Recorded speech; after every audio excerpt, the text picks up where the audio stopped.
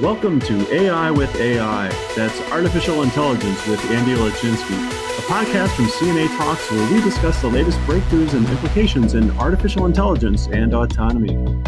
We have an email address, ai@cna.org. If you have any questions or comments, just drop us a line, ai@cna.org. And if you're listening to us on Spotify or Apple Podcasts, don't forget to check out our website where we will post all the links that we discussed today. That's cna.org/CAAI. Well, with that, Andy, we've got another interview with our colleague, Sam Bendit. That'll be at the end of our discussion here. We'll be following up on the Ukraine-Russia conflict and what's been going on, particularly as it pertains to AI and autonomy. So stay tuned for that discussion. But before that, what's the latest and greatest in artificial intelligence and autonomy? Yeah, let's just jump right in. So the GAO, the Government Accounting Office, at the tail end of February came out with about a 50-page report, the title of which is AI, Status of Developing and Acquiring Capabilities for Weapon Systems. It takes a broad kind of brush perspective, and it looks at a whole bunch of stuff. In particular, something worth the price of admission alone is one figure in here where they have a nice little insert of the Joint AI Center and how various efforts and thrusts that we'll get to in a second. It's really, really nice. Overall, it's basically just addressing what the title suggests. I mean, what is the unique nature of AI vis-a-vis military and weapon systems? And in the intro, the report says that interviewed over 20 DoD entities, reviewed a bunch of DoD documentation, of course, looked at the National Security Commission on AI report, and so on and so forth. It is filled with lots of stuff. We're just going to give you a crude look at it. For me personally, it's kind of a strange mix of really interesting stuff that I hadn't seen anywhere before with stuff that I've seen almost everywhere before. And sometimes there are a couple of head scratchers, like it included a figure under the broader title section of looking at some of the risks and challenges with AI. And so they talked about data, obviously, and the inserted figure, let's just say it's not necessarily one I would have chosen. It doesn't kind of highlight the best that one can do, but that's a minor little niggle. So it starts with a very basic background, sets the stage really nice. There's a wonderful table of like 685 AI projects as of April of 2021. This is where the GA was really best at, right? And you see a little table and a short little discussion of, and it breaks it down according to what the Air Force is doing, what the Army's doing, the Marine Corps, and so on. So just that alone is really, really nice to have.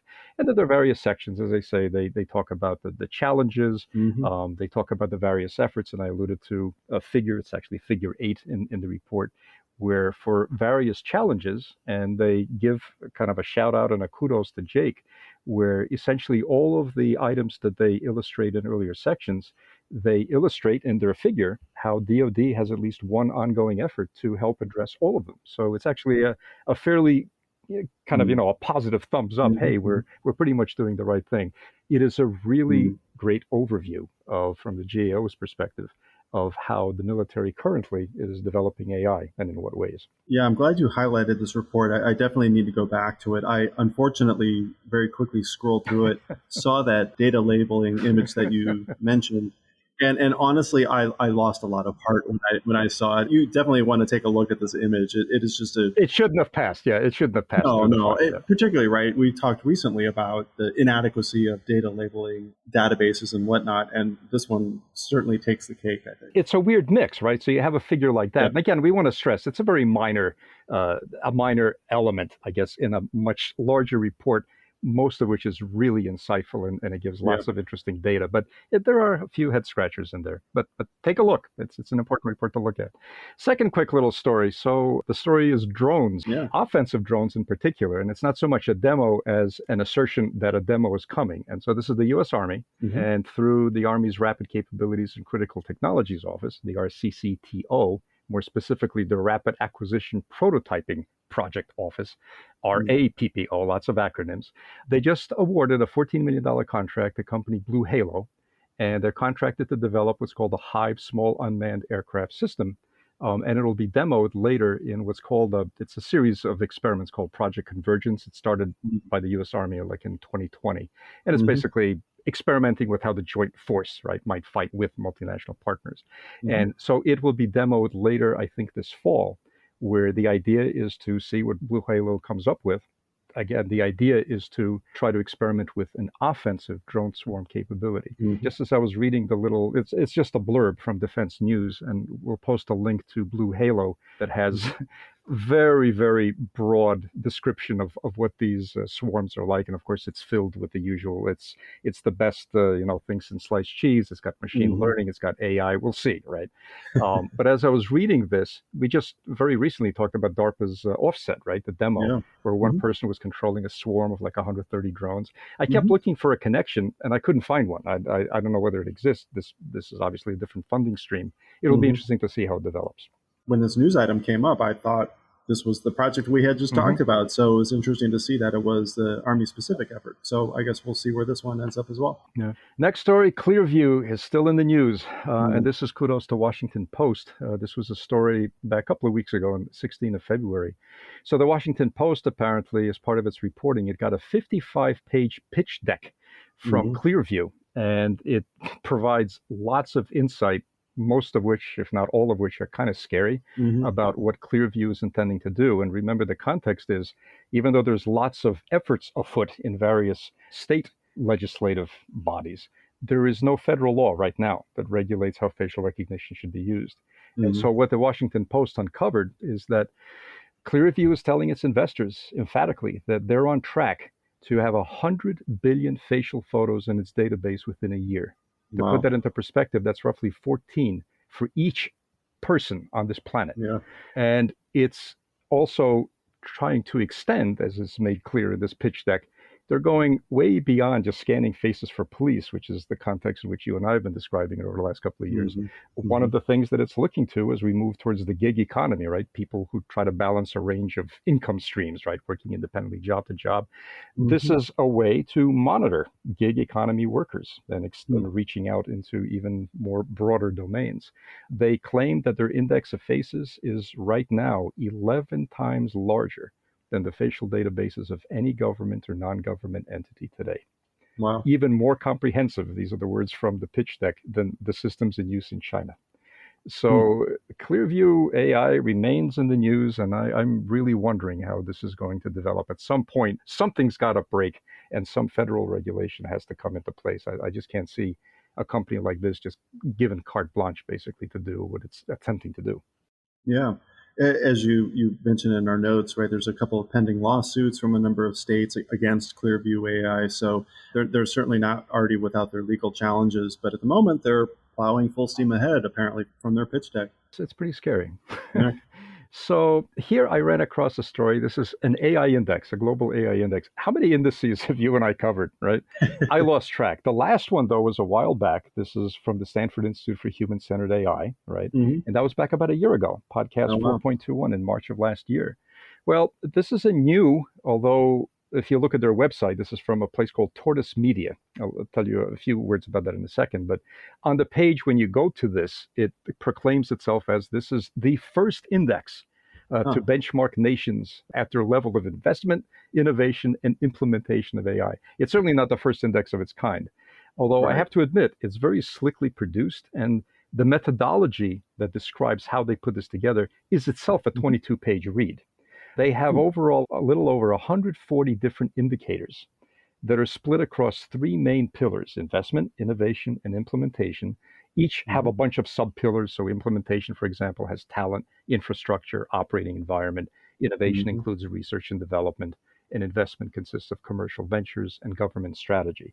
And the result is kind of an interactive index. You have these multidimensional axes, if you will, where you pick and choose what you want as an X, as a Y. You can highlight visually, little bubbles that are larger or smaller, depending on whatever other feature you select.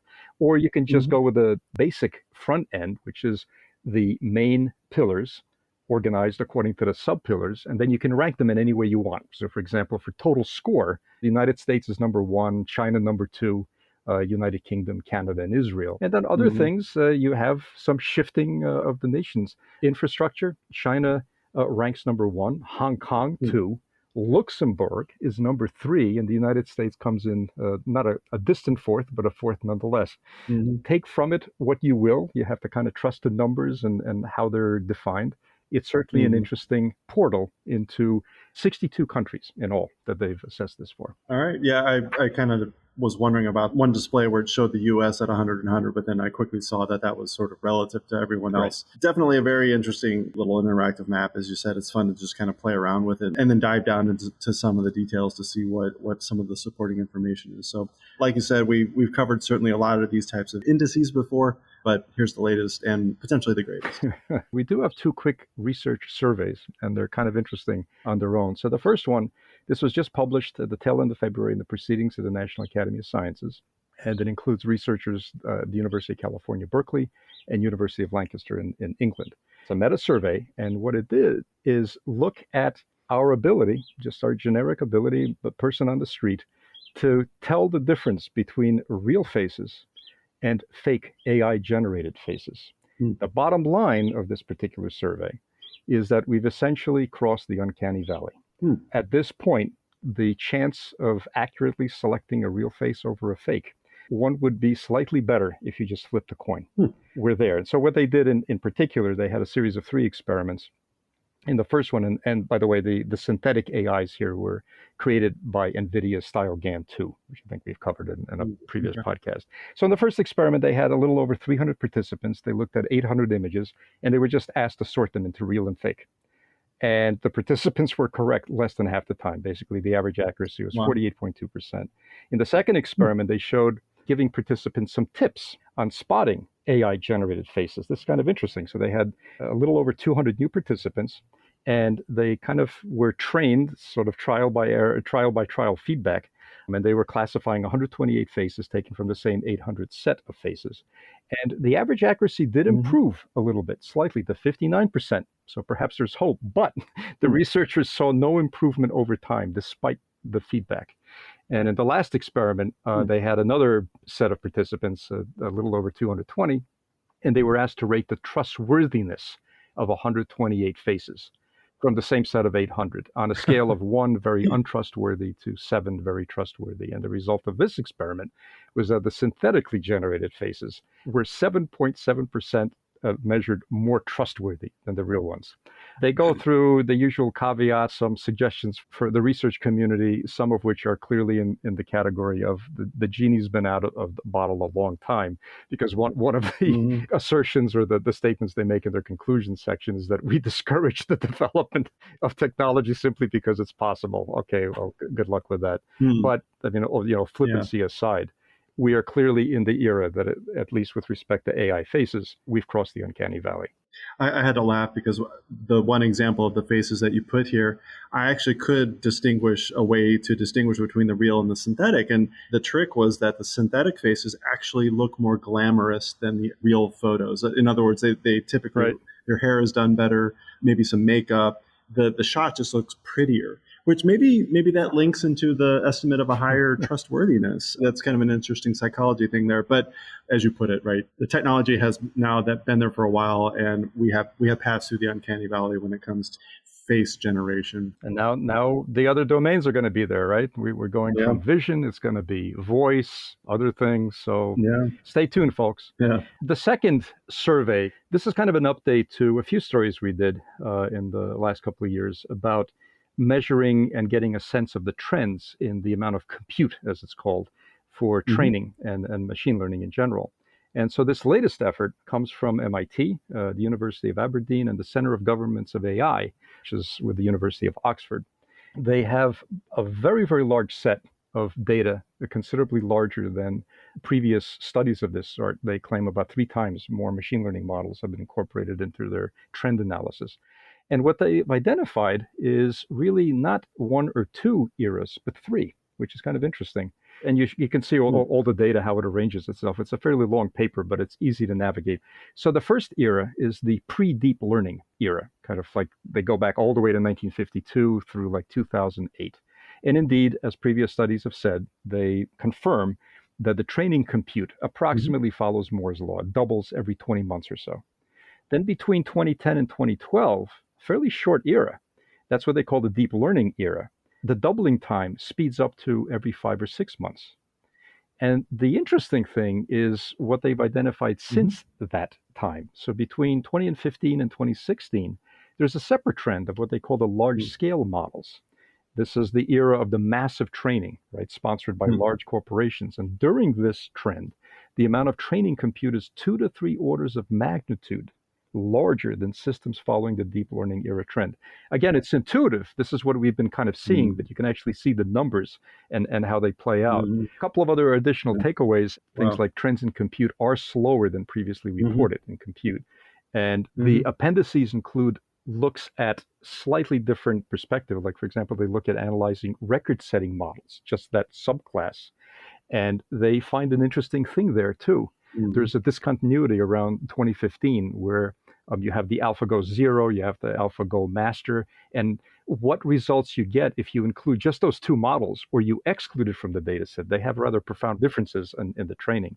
Then they look at trends in different domains like vision, language, games, and others. The first thing they found is the trends in vision and language, they're fairly consistent over time, and they grow roughly the same doubling period as the overall data set. But they couldn't find a consistent trend in games. Then you can read up on why.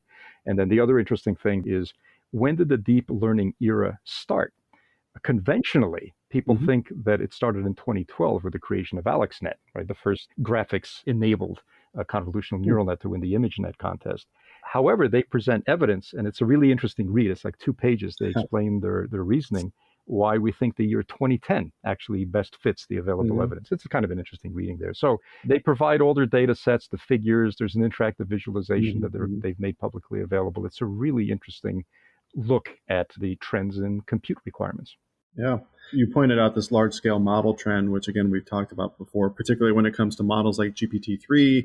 And we've talked previously about estimates on costs that it takes to actually train a model like that with values in the millions. And so it'll be interesting to see that trend as time goes on, particularly because, right, that's sort of a regime that's only accessible to someone with a large amount of cash, which right now is typically large companies. Right. So the next quick item, there are actually 2, and they're only coupled because they happened like a few days apart from one another, at least in my consciousness, which is really the operative word here.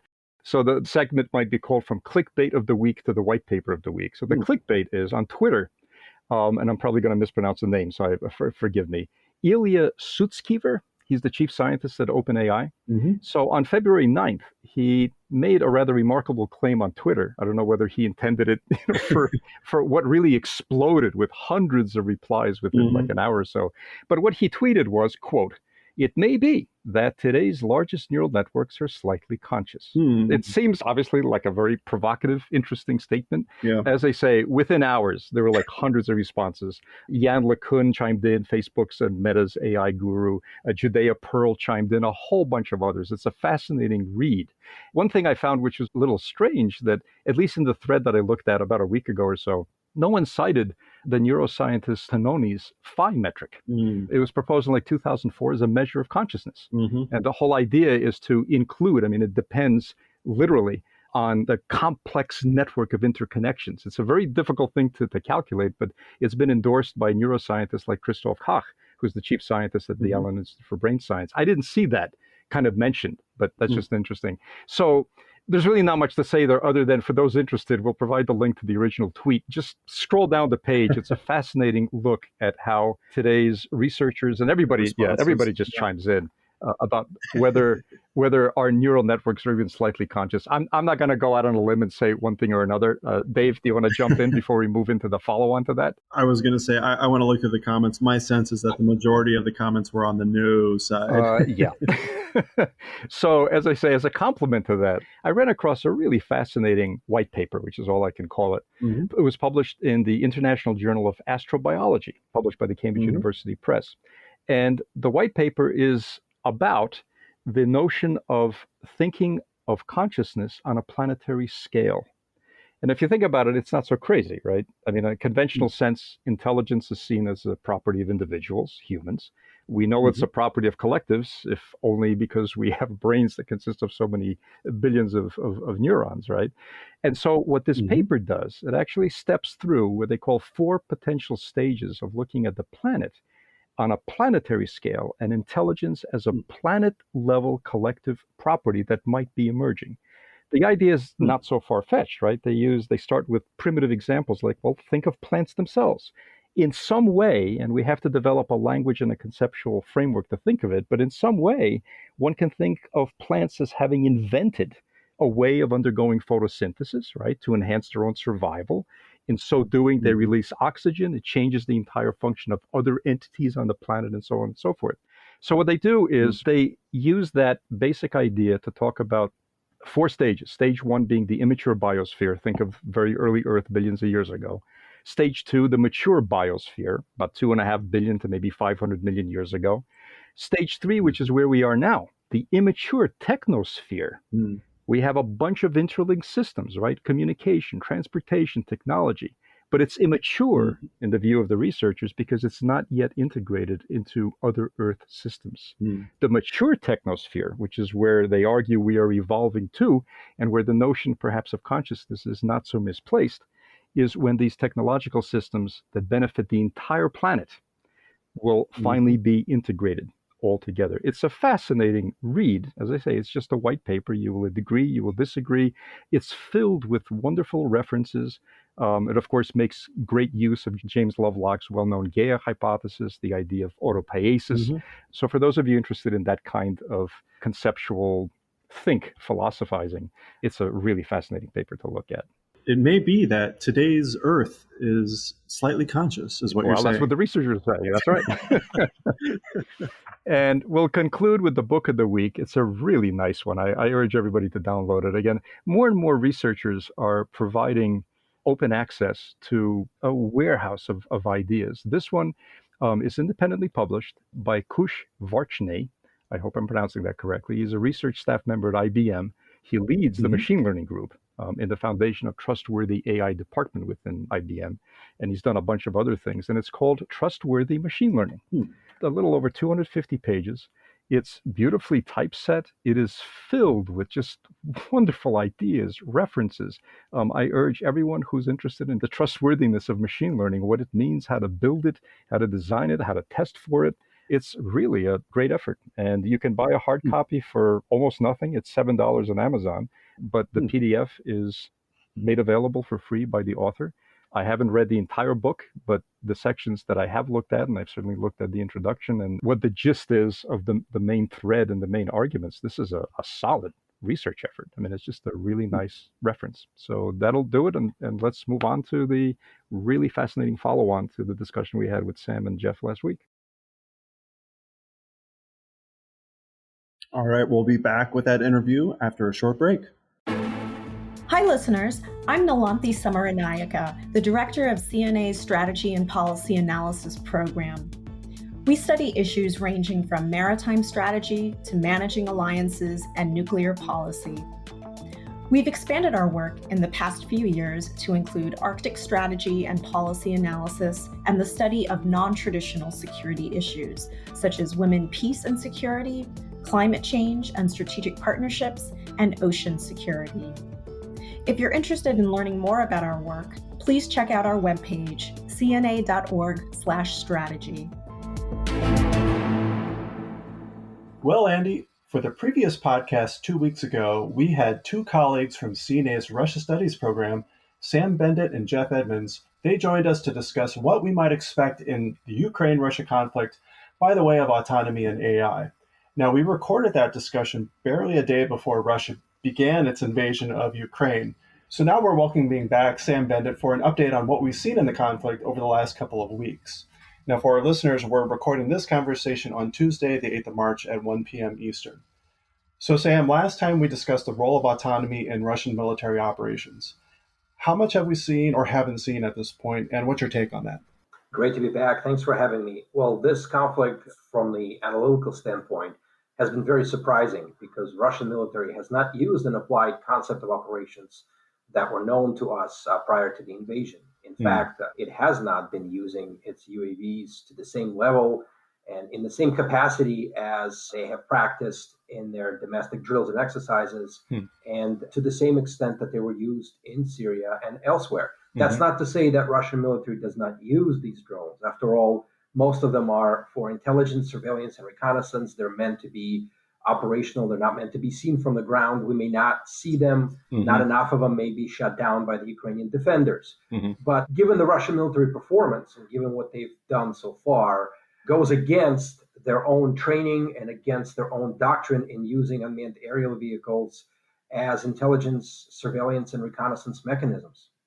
Sam, would it be safe to say or correct to say that at this point, Ukraine has actually used drones, the Turkish, the TB2, I'll let you talk about them, but it seems to me that they've been using it more often and more successfully than the Russians. Is that correct? Well, if we look at the open source information, if we look at Twitter, if we look at social media, it would appear that Ukrainian civilians and its military have been using drones both for combat and for conducting surveillance on advancing Russian forces. Again, that's not to say that the Russian military is not. It's just that the Ukrainian society and military has won the information space in this campaign, and they're simply dominating the information streams with footage of their own use. The surviving Bayraktar drones are, in fact, operational. They appear to be operational, and they appear to be conducting limited strikes against Russian military columns, which begs, again, another question. Why isn't Russia using the same types of tactics, techniques, and procedures it discussed and practiced, such as layered defense, early warning,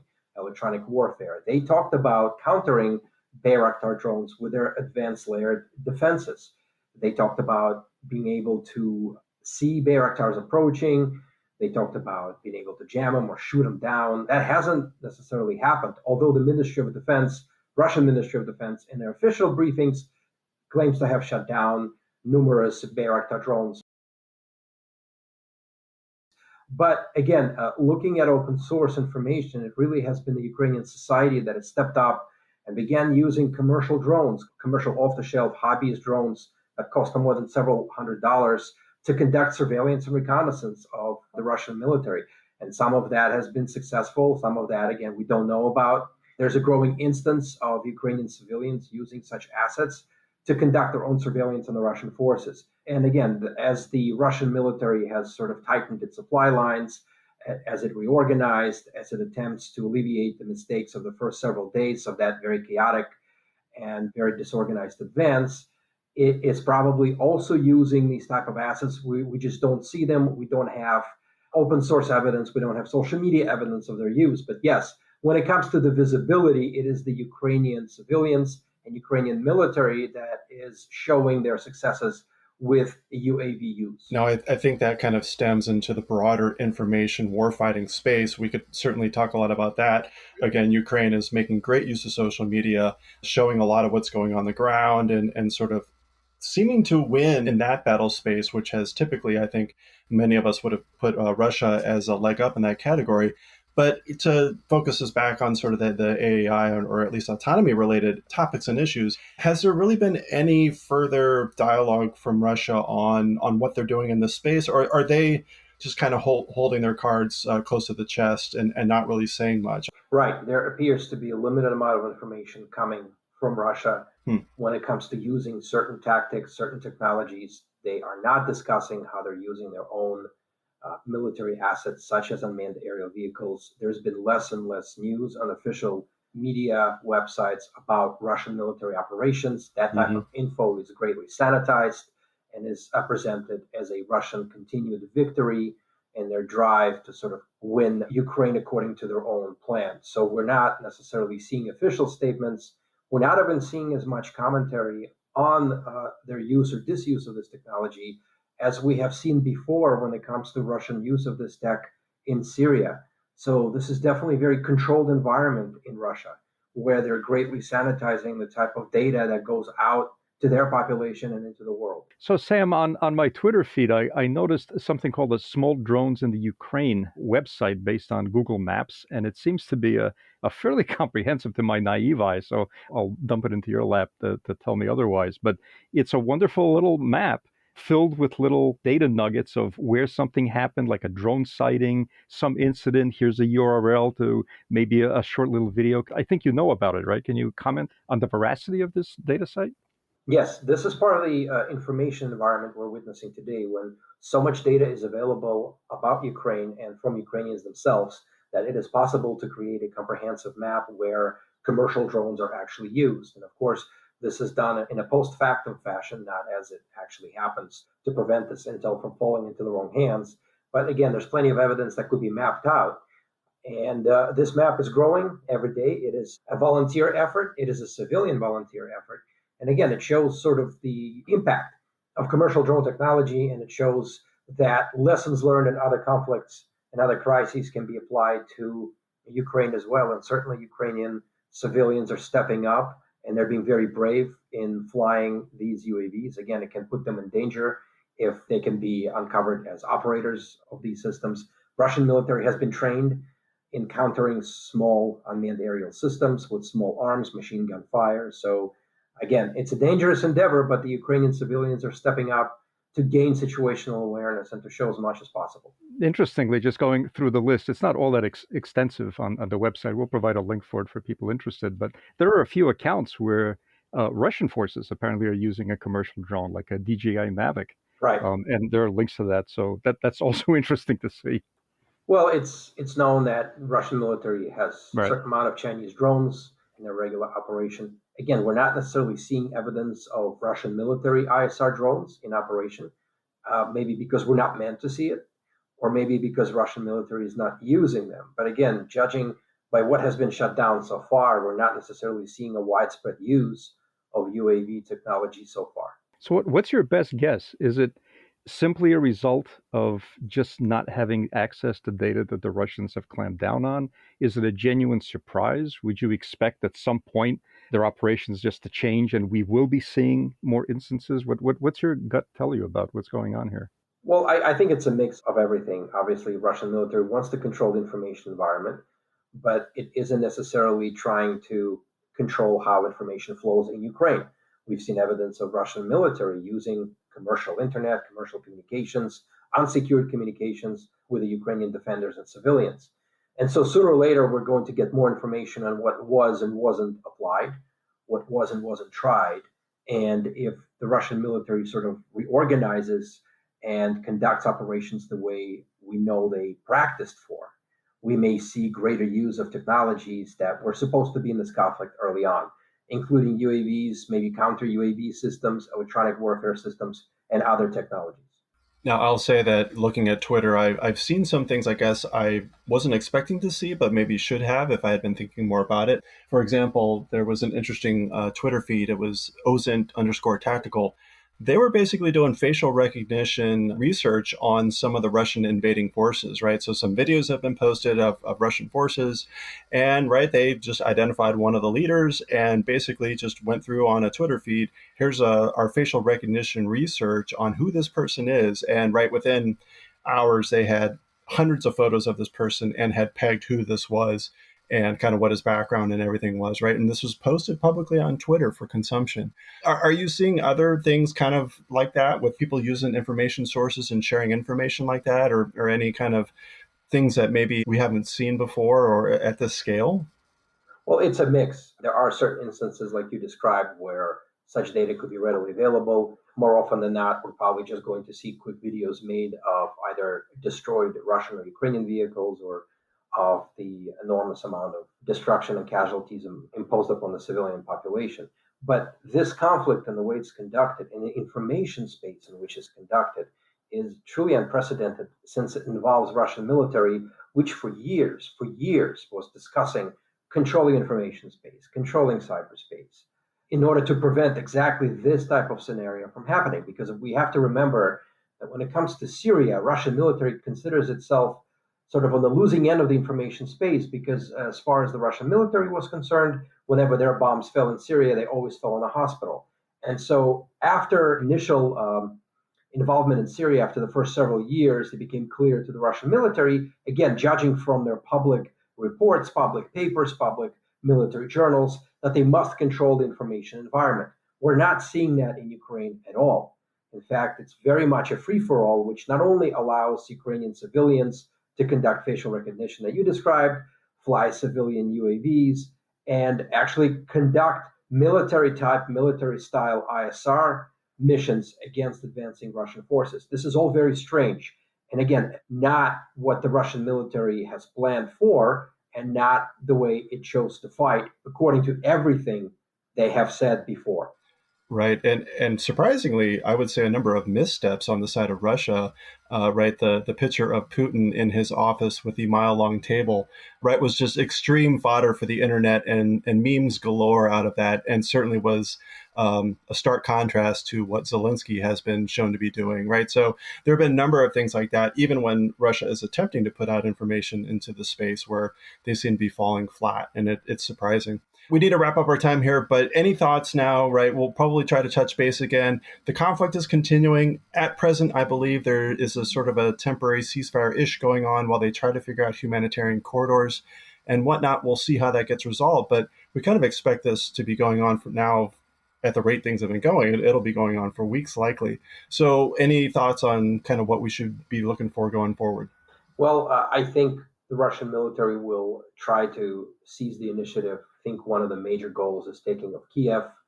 This has always been the case. Now that the Russian military is attempting to reorganize its missions, its technologies, its concepts, in order to really take Kiev the way they intended, we have to prepare for the worsening civilian conditions, for more refugees. The battle for Kiev would be a lengthy and bloody one.